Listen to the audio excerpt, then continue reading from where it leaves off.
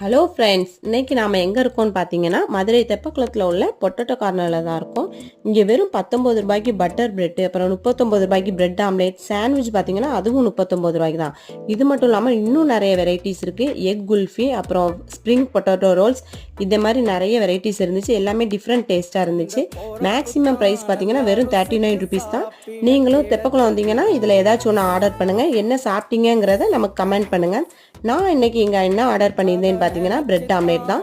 செம சாஃப்டாகவும் செம டேஸ்டாகவும் இருந்துச்சு.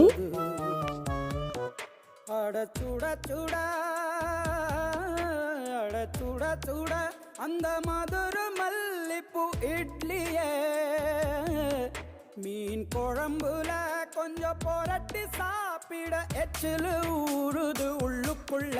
இந்த